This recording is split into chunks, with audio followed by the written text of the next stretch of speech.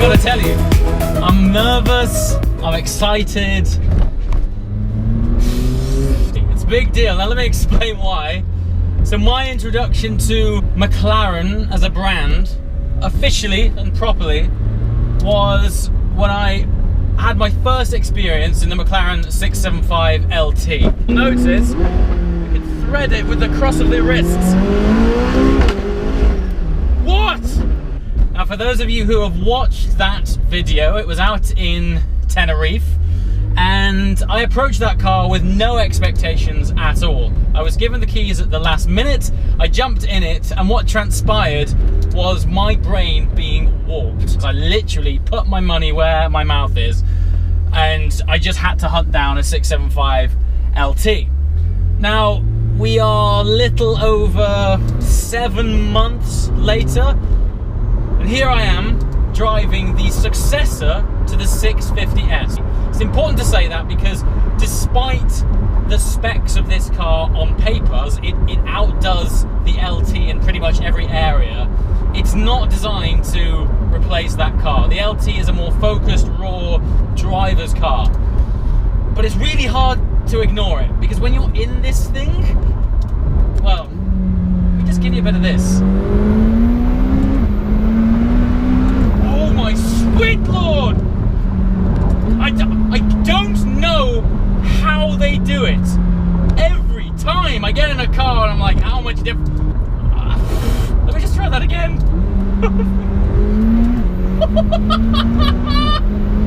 Oh god, I've got to back off. I've got to back off. This is a joke. Whew. Oh, it's unbelievable. The poke that this thing has is crazy. So, 720S, 720 stands for 720 PS in horsepower, that's 710 horsepower. We have an upsized engine. We've gone up from the 3.8 litre to a 4 litre twin scroll turbocharged engine. What? By the grace of physics, how do you do that? I swear to you, I can almost feel my diaphragm compressing against the seat when I accelerate in this thing. Just check this out. Oh, if this thing had wings, we would fly.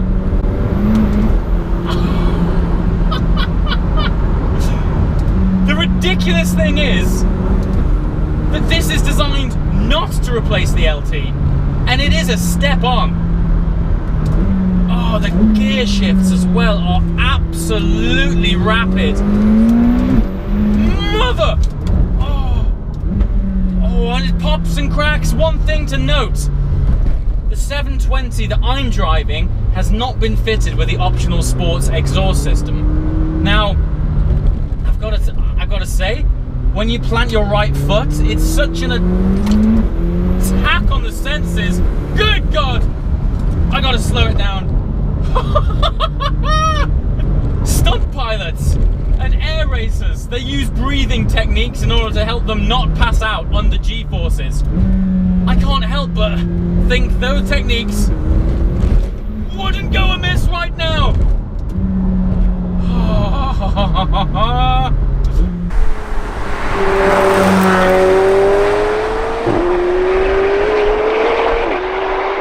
It's important not to get too carried away in something this powerful in an environment you're not too familiar with. What possessed you to make something so ridiculously powerful? As I was saying, this car doesn't have the optional sports exhaust system, but to be frank, right now, the power of it is taking my concentration so much, I don't think I could think about anything else other than where I'm going and where I'm braking. Which brings me round to the brakes.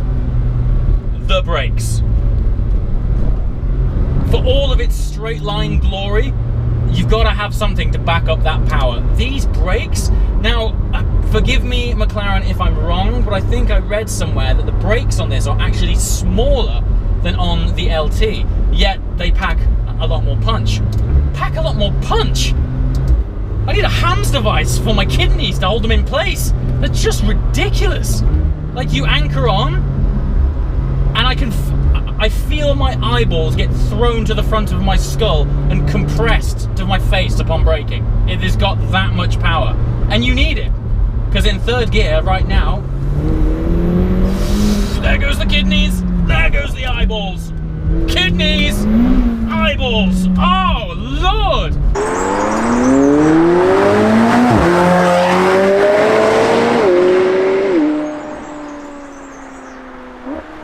It sort of consumes your every sort of focal unit in your body to be able to sort of control and make sure that you're not going to die. And so before you know it, you're doing speeds that are quite simply ungodly. But thankfully, these brakes are such that it is like throwing an anchor out onto the tarmac. It just sheds off so much speed. And so, yes, you've got all this fantastic power and vast torque, but you're not overly afraid. I have driven cars in the past where the focus has been on all the go and no slow. And I know I'm putting a lot of time and effort into discussing the characteristics of these brakes. By God, are they impressive. Now, normally I'm all about taking you along for the driving experience, but I feel because this car is such a tech tour de force that it would be wrong of me to neglect some of the standout features. This screen has to be number one. It has this folding, retractable cluster. Two reasons for that. When you put it into track mode, it folds away, like so. I mean, how sci-fi is that? That in itself is adding a little drama. The idea behind that is when you're on track or in track mode, you don't need to be distracted with the likes of sat-nav and radio and things like that. You just want to know what gear you're in and how fast you're going and what revs you're in. So this folds away. It's got a beautiful little screen on top of the main cluster unit. So when it folds away, you're presented with this very simple, very straightforward, what I would say is back to driving basics interface. And its second purpose, by folding it away, is also giving you a little bit more visibility on the road. And if you want to be all James Bond and bring it back, there's a simple click of one button, and behold, the massive LCD screen that looks like I'm piloting a fighter jet.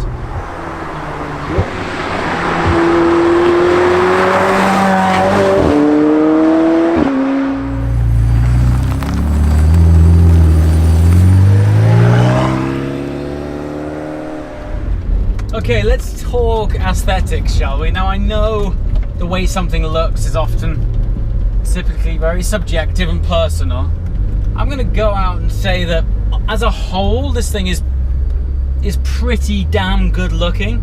Now, let's cover off the controversial points first. The light sockets.